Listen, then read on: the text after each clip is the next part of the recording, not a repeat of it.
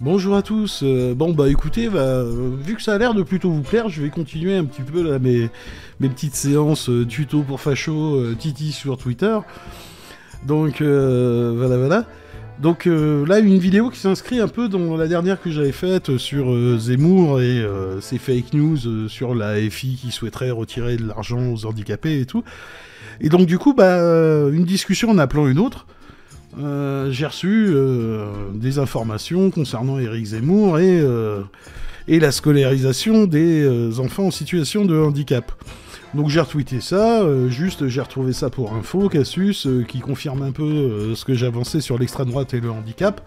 Merci de m'avoir tagué sous son tweet démagogique, où il se présente comme un défenseur des handicapés. Donc voilà. Et Cassius a fait une erreur, c'est qu'elle a retweeté. Et donc forcément, hein, dans le public de Cassius, hein, c'est les zémouristes, elle a elle-même voté Zemmour, donc c'est un peu normal, mais les zémouristes, c'est pas ce qui manque, donc je suis tombé sur tout un tas d'abrutis qui sont venus, entre guillemets, parler de ça sans absolument rien y connaître. Hein. Donc déjà, faut savoir un truc, enfin moi, ça fait 15 ans que je travaille pour l'éducation nationale, ça fait 15 ans que je travaille dans l'enseignement spécialisé, les SECPA, et puis j'ai aussi quelques Ulysse, donc c'est quand même un truc que je connais un peu, quoi. Et en fait, sur cette histoire d'enseignement, il faut essayer de comprendre un peu la philosophie de Zemmour. Il faut bien comprendre un truc, c'est que Zemmour, c'est de l'extrême droite, et comme toute la pensée d'extrême droite, eux, tout ce qui est du domaine de l'inclusion, ils ne supportent pas. C'est-à-dire que ce sont des gens qui ont un schéma de pensée où il faut que tout soit bien homogène, hein, qu'il n'y ait rien qui dépasse, et tout ce qui dépasse, on l'isole, ou, pour certains des plus barbares, on les élimine. D'accord ? Et ça s'inscrit parfaitement dans ce que demandait Zemmour. Hein, vous savez, avec une fausse bienveillance, en disant « Non, mais moi je pense aux enfants handicapés, c'est pour ça que je veux les exclure du système scolaire classique et les mettre dans des instituts bien spécialisés, on pourra bien s'occuper d'eux. » quoi. Voilà, c'est... comme s'il en avait quelque chose à foutre, et comme si c'était le rêve des gamins en situation de handicap de se retrouver enfermés uniquement qu'avec d'autres gamins en situation de handicap. Bref, mais bon, moi je voudrais revenir un peu là-dessus, parce que du coup, forcément, j'ai eu le droit à quelques petits fafs qui sont venus m'insulter, dont un qui est assez rigolo, quoi, le canin crétin, je l'appelle comme ça, parce que c'est catastrophique, ce mec, c'est vraiment... Voilà, donc le mec qui parle du handicap, il commence sa phrase par complètement débile. Voilà, c'est... Le but, c'est de proposer des environnements adaptés aux handicapés. Ces environnements, mon grand, ils existent, hein. Voilà. Il a d'ailleurs reçu le soutien de nombreux parents, pas si sûr, hein. Allez chercher dans les news, il s'est pris des œufs sur la gueule de la part de parents d'élèves qui ont des gamins qui sont autistes, bref. Tu es nul et malhonnête et tout, ouais, bien sûr, genre toi, t'es la preuve de l'honnêteté, enfin bon. J'avais commencé une tier list des gauchistes, félicitations, c'est bien, je te félicite. Hein. Tu es vraiment tout en bas, même en dessous de Mulch. Moi, je pense pas que ce soit une insulte d'être au niveau de Mulch, mais bon, voilà, hein, personne n'est parfait. Hein. Par contre, ça me fait beaucoup sourire, excuse-moi, Modin, mais que tu te présentes comme un garant des élégances de la gauche, sans déconner. Je veux dire, toi qui nous présentais Tatiana Ventose, la Tati Facho, comme étant la gauche respectable, en te basant sur un bouquin que t'avais même pas lu, hein, le gauchisme, la maladie infantile du communisme, tu l'avais même pas lu. D'ailleurs, à l'époque, Droitard Fragile avait fait une très bonne vidéo là-dessus, là, que je vous invite à aller voir pour essayer de mesurer à peu près, on va dire, les capacités d'analyse de notre petit renard favori. Alors aujourd'hui, on va parler de la différence qu'il y a entre gauche et gauchisme. Le terme de gauchisme a commencé à être utilisé dès le 19e siècle, mais il a vraiment été popularisé par Lénine dans son livre de 1920, Le gauchisme, maladie infantile du communisme. Le terme servait donc à dénoncer cette gauche tellement radicale. Ah, Juju, t'es méchant des fois. Et les copains à Droitard Fragile, c'est pas un gauchiste, hein, je vous le dis tout de suite. Hein. Bon, c'est un antiraciste, mais c'est vraiment pas un gauchiste. A pas tout à fait compris ce que disait Lénine, ou alors il l'arrange à sa sauce, mais on va voir pourquoi. Bref. Alors, dans cet épisode de Radio Modin, Modin Malin se propose de nous expliquer la différence entre la gauche et le gauchisme. Et pour ça, il se réfère à Lénine. Oui, vous savez, le mec qui a mené la révolution de 1917 en Russie. Eh bien, ce cher Vladilitch a en fait rédigé un ouvrage qui s'intitulait « La maladie infantile du communisme, le gauchisme ». un livre disponible gratuitement sur internet et que Modin Malin n'a visiblement pas lu. Oui, Modin, ne tournons pas autour du pot. Tu n'as pas lu ce bouquin. Je dirais même que tu n'as pas pris le temps de lire l'intégralité de la page Wikipédia à son sujet. Mais pourquoi est-ce que je dis ça ? De quoi qu'est-ce que ça parle, gauchisme ? Alors, je vous invite à aller voir la vidéo de Juju, hein, vous verrez, mais c'est assez tordant. Et quand je pense que ce mec, après, il vient essayer de se présenter comme un garant des élégances de la gauche, non mais sans déconner, là, Modin, là, mais tais-toi, quoi. Mais encore ça, bon, ça fait partie du jeu politique, donc c'est pas très grave. Par contre, tes propos sur le handicap, là, par contre, je te dirais pas tais-toi, je te dirais plutôt ferme ta gueule. Tu vois, parce que là, on sent bien que tu connais absolument rien, quoi. Et donc, sous le tweet de Modin, qui, voilà, bon, faut ce que ça vaut, hein, c'est comme d'habitude, j'ai eu le droit à tout un tas de commentaires de zémouristes qui sont venus calquer leurs obsessions sur le problème du handicap et de l'inclusion scolaire. Et c'est assez marrant, parce que c'est toujours les mêmes, hein, y a rien à faire, hein, c'est... les mecs, la violence, l'insécurité, la baisse du niveau, toutes ces croyances à la con, la déchéance, voilà, tous ces gens qui veulent un peu, je sais pas si vous vous souvenez de ce clip, hein, des Pink Floyd, je peux pas vous mettre la musique sinon je vais être striké, mais voilà, tous ces gens qui veulent une société bien uniforme, bien homogène, bien formatée, tout ça, voilà, avec absolument rien qui dépasse pour construire des bons petits consommateurs serviles et apolitisés au service du despote éclairé, quoi. Bref, voilà, la vision de l'école de Éric Zemmour. Enfin, bref. Tout est bien propre, plus aucune personnalité, on a tout déshumanisé, on a fait des gamins, globalement, du steak haché. Voilà, c'est ça que veut notre ami Zemmour. Enfin bon, bref, pour en revenir, après, j'ai voulu répondre donc à plein de gens et essayer de montrer que tout ça n'avait pas de sens, n'était basé sur rien en fait. Parce que le problème, c'est pas l'inclusion. Bref, et donc je vais vous prendre un exemple. Hein. Là, ici, on a eu une personne qui m'a répondu en disant « Moi, je suis d'accord avec Zemmour, il y a un enfant atteint de handicap mental dans l'école de mes enfants, il n'a pas conscience de sa force, il fait beaucoup de mal aux autres enfants, passe la moitié du temps à la journée. » Bon, bref, déjà, ça, c'est pas le débat. La violence, entre guillemets, et la sécurité à l'école, ça n'a rien à voir avec le débat sur l'inclusion. Déjà, faire cette association, l'inclusion des personnes en situation de handicap et les présenter comme des gens violents, ça vous rappelle rien, ça vous ne voyez pas toujours revenir, ce schéma, quoi, hein, c'est « Ah non, les Noirs et les Arabes, ils sont violents. Ah non, les handicapés, ils sont violents. » Je veux dire, voilà. Mais bon, moi, du coup, celui-là, j'ai répondu. Parce que j'ai pas répondu à tout, parce que forcément... quand il y a Modin à 12 000 qui vous retweet, machin, vous prenez une rafale de zémoristes. Donc, moi, j'ai répondu ça. L'immense majorité des élèves en situation de handicap ne sont pas violents. À titre personnel, j'en ai jamais eu en 15 ans de carrière. J'ai eu des élèves violents, mais ils souffraient pas de handicap, hein, je vous assure. La gestion des d'élèves violents est un autre débat. L'inclusion est tout à fait possible, avec des aides adaptées pour la majorité des gamins, et c'est justement ça, ces aides spécifiques qui manquent. La volonté de vouloir isoler ceux qui diffèrent des standards est stéréotypique de la logique d'extrême droite. Zemmour ne sait pas de quoi il parle, hein, voilà, et sa bienveillance de façade, c'est à gerber. D'accord ? C'est vraiment à gerber. Et donc moi je voulais revenir là-dessus parce que il est là le vrai problème. Le problème, c'est pas le concept de l'inclusion, le problème, c'est les moyens. Si vous voulez. Il est évident que si vous filez à un professeur des écoles une classe à 30 élèves, avec 2 élèves en situation de handicap mental ou physique dans sa classe, avec une classe difficile, il est évident que ça marchera pas. Ça, c'est sûr que ça peut pas fonctionner. Avec une AESH qui est là une fois sur 2, tout ça, ça peut pas fonctionner. Ça, c'est évident. Il n'y a pas de souci.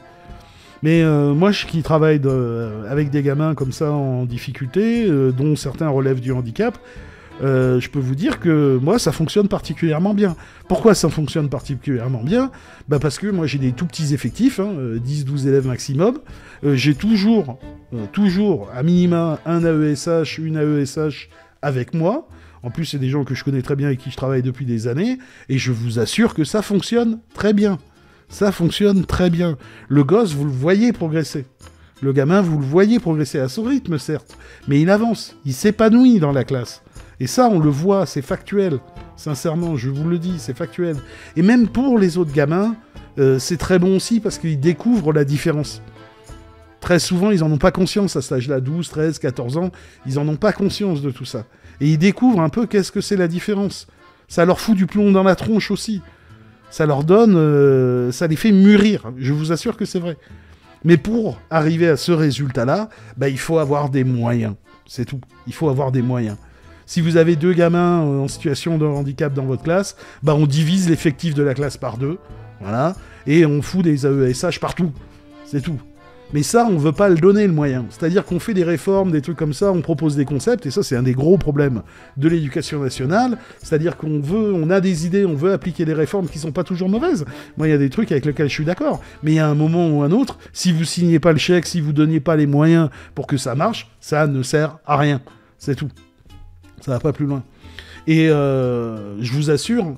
quand on vient me dire « Ah, mais même les parents, ils sont d'accord, ils soutiennent. » Non. Il y a des parents, il s'est pris des œufs sur la gueule à cause de ça, Zemmour. On lui a balancé des œufs sur la gueule à cause de ça. Donc, non. Et moi, je vous confirme que le mec ne sait absolument pas ce que veulent, justement, des gamins en situation de handicap. Vous croyez réellement que les gamins en situation de handicap, ce qu'ils veulent... c'est être enfermé dans des instituts spécialisés avec uniquement que d'autres gamins en situation de handicap. Vous croyez vraiment à ça, quoi? Je veux dire... Bref, si vous voulez faire un petit parallèle, renseignez-vous, par exemple, sur la façon dont on traite nos vieux. Allez faire un tour dans les maisons de retraite, quoi, un petit peu, faire des sondages, tout ça, aller discuter avec des petits vieux pour voir si c'est génial d'être enfermé uniquement avec d'autres vieux, et d'être au contact de ça toute la journée. Hein, allez leur demander s'ils ont le moral, sincèrement. La diversité, la mixité, voir d'autres gens, d'autres façons de penser, tout ça, c'est quelque chose qui fait du bien, je vous assure. Et je pense qu'il y en a beaucoup dans le public de Zemmour qui devraient un petit peu essayer de rencontrer d'autres gens, et puis surtout aussi, je pense, de voyager un peu, de sortir de leur trou et de voyager un peu, quoi. Bref, pour en revenir à nos moutons, voilà, le problème, c'est pas l'inclusion, le problème, c'est les moyens qu'on donne pour que ça fonctionne.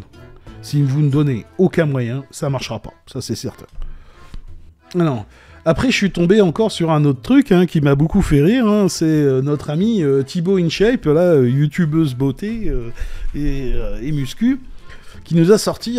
Pour réussir, vous devez vous lever tôt plutôt que les autres, finir tard, travailler le week-end, les vacances, moins sortir en soirée, avec vos amis, passer moins de temps dans votre partenaire, blablabla, blablabla, blablabla. Tous les jours, c'est le prix de la réussite, quoi.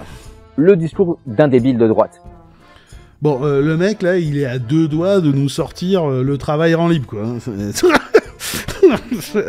Arbeit, my frère, on a vu ce que ça donnait, quoi. Très sincèrement, quoi. Mais là, ça, c'est limite ça, quoi. Alors, juste un truc, en fait, ce qui est intéressant dans ce qu'a dit Thibaut InShape, c'est que ce sont des gens, en fait, ce sont de purs idéologues qui essayent de se servir de concepts prouvés, approuvés par la science, tout ça, pour imposer leur vision du monde ultra-individualiste. On l'avait déjà vu avec Astronogeek, là, et son délire des armes à feu, là. Voilà, il faut que les gens soient armés, bien formés, comme ça, dans la rue, ils peuvent intervenir, comment ils disaient, pour que ça se passe bien, pour que les choses se passent bien. C'est des gens qui sont dans la rue et qui sont juste là pour que les choses se passent bien. Ne t'inquiète pas, ça va bien se passer. Voilà. Et donc, en prétendant que les armes à feu, globalement, n'avaient pas d'impact sur la santé publique, tout ça, voilà. Bon, on a déjà démontré, enfin, je l'ai déjà fait dans une série de vidéos, que c'est faux. C'est exactement la même chose avec ce genre de mec, en fait. Vous avez un exemple, donc, d'une youtubeuse santé, beauté, Thibaut InShape, qui donne un conseil qui va à l'encontre de ceux de la santé publique, donnés par l'État sur la santé publique. Et notamment sur le burn-out et sur l'épuisement au travail. Voilà. facteurs de risque, les 6 catégories de risque. Donc je vous invite à aller voir. Hein. L'INRS, c'est quand même quelque chose d'assez sérieux. Hein. C'est pas des islamo-gauchistes, hein, l'INRS. Hein. L'Institut National de Recherche sur la Santé et Sécurité au Travail. Voilà, je suis moi-même moniteur SST, donc je connais un peu l'INRS. Et allez voir les articles sur les risques psychosociaux et sur l'épuisement au travail et le burn-out. Ils ont fait un très bon article, l'INRS, là-dessus. Donc bref, là, dans ce cas-là, vous avez un mec qui se présente en vous disant « faites du sport, tout ça pour être en bonne santé », mais qui vous donne, de l'autre côté, un conseil qui est très dangereux pour votre propre santé. Et tout ça, pourquoi ? Pour défendre son idéologie libérale, ultra-individualiste. Alors, juste une petite parenthèse, hein, il a tout à fait raison, sinon sur l'aspect faites un peu de sport, mangez, bougez, tout ça, mais là encore, c'est pas n'importe quel type de sport qui défend. Ce qui défend, c'est l'apparence. C'est un sport qui modèle le corps et qui correspond à un corps qui, pour lui, est un canon de beauté. Donc voilà, en fait, tous ces gens qui vont venir vous parler de sport et de santé, c'est pas ça qu'ils défendent. Hein. Regardez, je vais vous prendre l'exemple de Roman Dico, hein, qui avait décidé de porter plainte pour des accusations de grossophobie, tout ça. Pourquoi ? Parce qu'elle n'a pas un corps, entre guillemets, qui correspond au canon de beauté qu'on essaye, que ces youtubeuses beauté essayent de vous faire rentrer dans le crâne. Pourtant, la nénette, championne olympique, hein, je pense que là, en termes d'athlète et de pratique sportive... on peut pas aller beaucoup plus haut. Voilà. Mais cette femme, je suis sûr que la croiser dans la rue, sale grosse, va faire du sport. Alors qu'elle est championne olympique. Hein. Voilà, c'est tout. Faut bien comprendre un truc, c'est que ces Thibaut InShape, là, et toute cette clique, les Raptors, tout ça et tout, la santé, le sport, ils en ont rien à foutre. C'est juste un outil pour faire passer leur idéologie. Après, je leur jette pas la pierre non plus, parce que c'est un domaine dans lequel ils sont, je pense, très bons, il n'y a pas de souci. Moi, je vais pas les critiquer sur leurs pratiques, il n'y a pas de souci, quoi. Et c'est normal qu'ils défendent un truc où ils sont bons. Hein. Mais bon, il n'y a pas que ça. Il n'y a pas que faire du sport et être joli, bien musclé et tout ça. Il y a d'autres pratiques qui nécessitent aussi beaucoup de travail. Hein. Vous verrez jamais un Thibaut InShape vous dire « Allez les jeunes, là, on se lève ce matin, là. Bon, allez, on va s'encaisser un petit peu de Soren Kierkegaard au réveil. Puis après, là, cet après-midi, on va se faire un peu de relativité générale d'Einstein. Et puis, bon, en fin de soirée, avant de se coucher, on fera un petit calcul de décalage de phase sur un circuit RLC grâce au nom convexe. Hein. Allez, les gars, on y va. Hein. Jamais vous verrez ça. Jamais. Eux, leur conseil, c'est des trucs soulever des poids. Quoi. Le cerveau aussi, ça se muscle.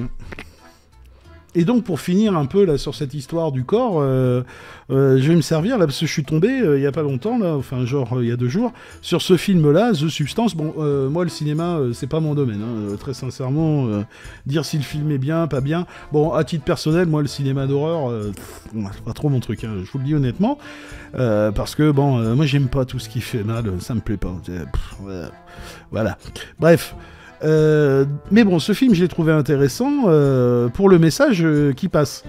Voilà, film très intéressant sur la productivité du corps féminin dans la société capitaliste. Excellente réponse au discours à la con, type développement personnel, là, des psychologues de comptoir. Ce film est pour toi, Thibaut. Voilà. Et je vous invite à aller voir pour ça, parce que c'est assez surprenant la façon dont il a été présenté, hein, où on en fait un film... alors oui, c'est du féminisme, ça, il n'y a pas de souci, mais où on essaye de faire croire que ce qui est le plus important, c'est d'être beau. Alors que pas du tout, quoi. Pas du tout. C'est pas ça le vrai, moi, à mes yeux... Enfin, pas du tout. Moi, à mes yeux, c'est pas ça le sujet principal du film. Le sujet principal du film, bon, je vais pas vous le spoiler, mais si Demi Moore, d'ailleurs, c'est vrai que c'est quand même assez bizarre, parce que bon, moi, Demi Moore, je la trouve quand même beaucoup plus jolie que Margaret Kelly, quoi. Je trouve qu'elle a quand même quelque chose en plus, elle a, voilà, je sais pas comment dire ça, elle a la classe, voilà. C'est ça la classe, c'est quand ça se voit pas. Bref. Et justement, c'est cette femme Demi Moore, qui est jouée par Demi Moore, si elle prend ce produit, tout ça, c'est pas pour plaire aux autres, quoi. C'est pas pour ça. Si elle prend le produit, c'est parce qu'elle est virée. C'est parce qu'elle a perdu son travail. Qu'est-ce qu'elle recherche à travers ce produit ? Retrouver du travail. Être de nouveau productive. Et cette recherche de productivité, ça va les rendre complètement cinglés. Voilà. Exactement comme ce que disait l'INRS. Enfin bref, allez voir ce film, il est quand même pas mal. Il est quand même pas mal, moi il y a des trucs qui m'ont quand même bien plu, je le reconnais. Pas tout, mais il y a quand même des trucs qui m'ont bien plu. Allez, des bisous et à plus.